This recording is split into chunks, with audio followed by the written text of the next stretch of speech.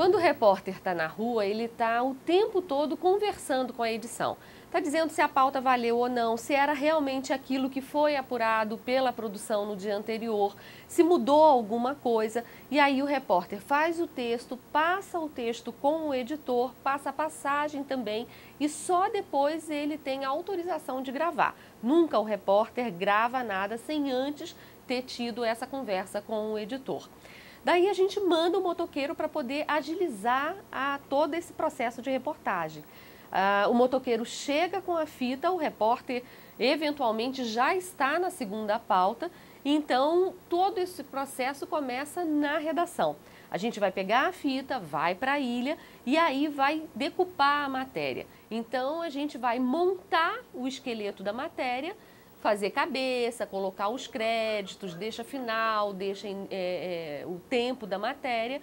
E aí o editor de imagem na ilha acaba de finalizar. Ele cobre a matéria, cobre os offs com as imagens.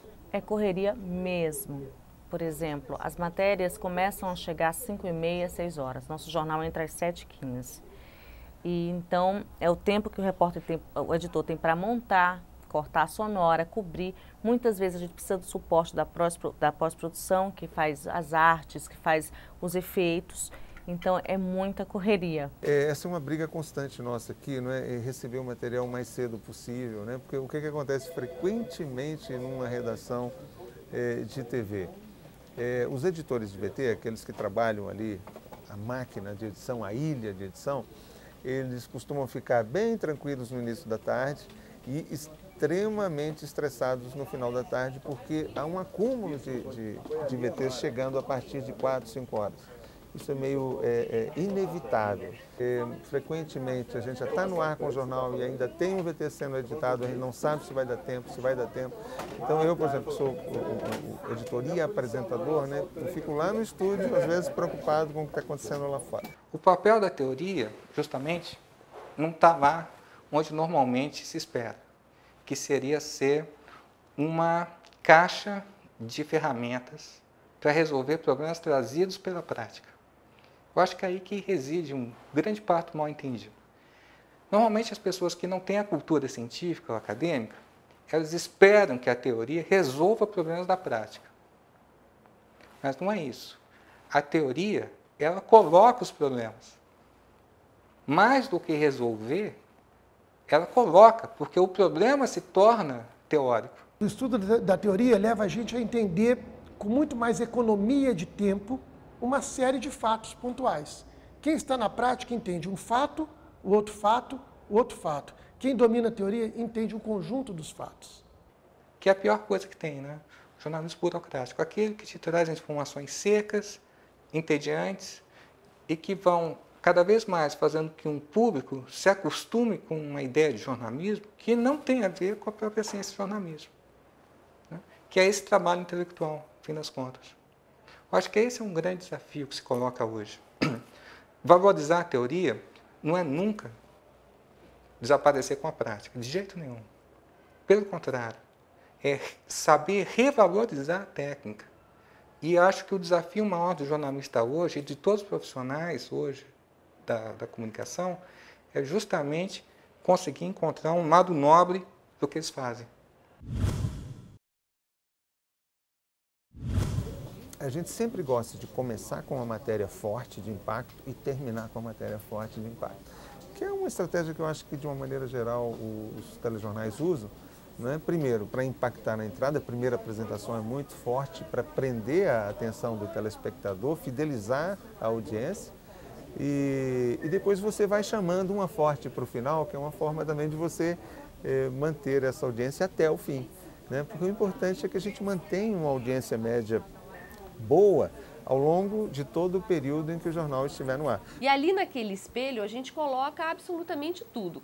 A deixa da matéria, quanto tempo ela tem de duração, a cabeça que o locutor vai ler e todos os créditos.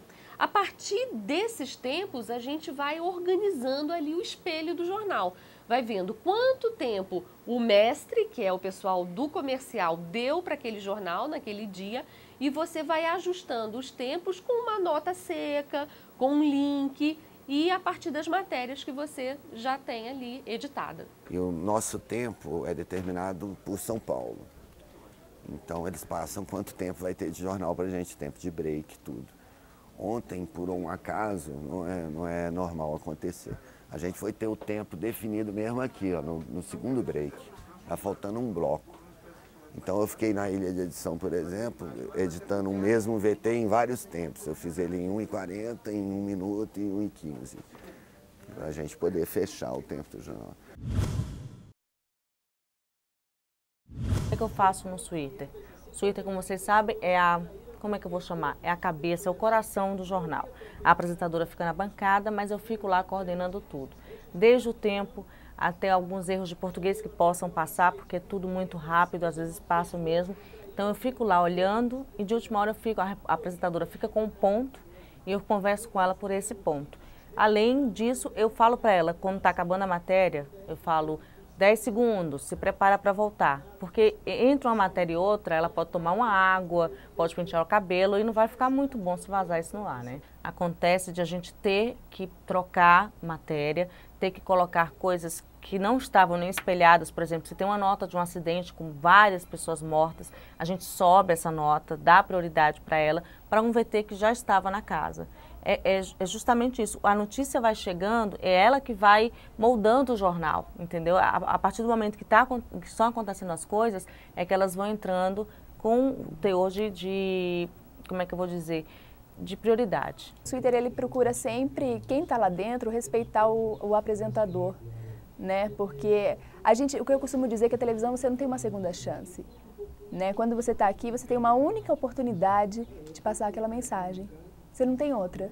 Colocar um jornal no ar é um desafio diário. A gente acaba e parece que tirou um peso das costas. Você pode ter 10, 20 anos de edição, de editor executivo, mas todo jornal é sempre uma grande responsabilidade. Porque o jornal está ao vivo, está ali no ar, a coisa está acontecendo e entrando na casa do telespectador. Então você tem que ter realmente a consciência da responsabilidade que você tem ali na hora. Se você analisa essa teoria, você vai ver realmente uma questão muito rica, que a teoria está dizendo a ligação de dois sistemas de comunicação. O mediático, então, baseado na tecnologia, e o não mediático, ou seja, o interpessoal. Minha função lá dentro é justamente blindar a apresentadora disso. Porque ela não pode sentir o nervosismo, né, para não passar isso para o telespectador. Muitas vezes, por exemplo, o jornal está no ar e as matérias ainda estão sendo editadas. É desesperador às vezes, mas graças a Deus sempre dá tempo. Eu chego aqui na TV Brasília umas 4 horas da tarde, eu apresento o Jornal Local, segunda edição. E quando eu chego, assim, primeiro a gente faz maquiagem, se prepara para o jornal e depois eu vou no processo de ler, entender o que é o jornal daquele dia, né?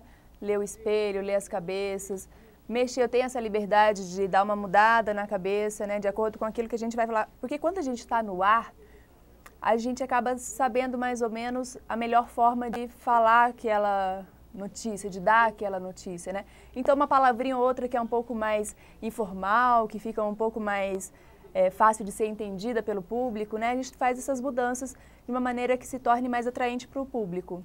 A prática é a matéria, não somente a prática, mas é a matéria do pensamento para se gerar a teoria. Então, se você tira a prática, seria pensar o quê? Um mundo, uma sociedade onde não teria jornalismo, não teria cinema, tal como o conhecemos hoje, tá? Não teria a atividade do radiojornalismo, não teria a atividade... Enfim, que mundo é esse?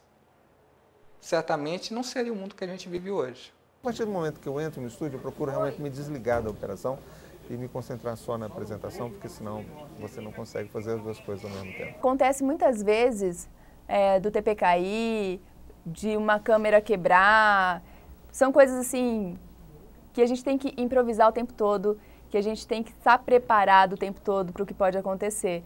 Então eu tento fazer isso, né? Mas às vezes a gente é pego de surpresa. E aí tenta ir da forma mais natural possível para isso não passar para o público, né? Porque o público assim, ele não pode se ele não pode ser afetado por isso, né? O meu trabalho não pode comprometer o que está indo para a casa das pessoas. A identidade das coisas não está na expressão, a identidade se mostra na expressão, mas a identidade se constrói na estrutura.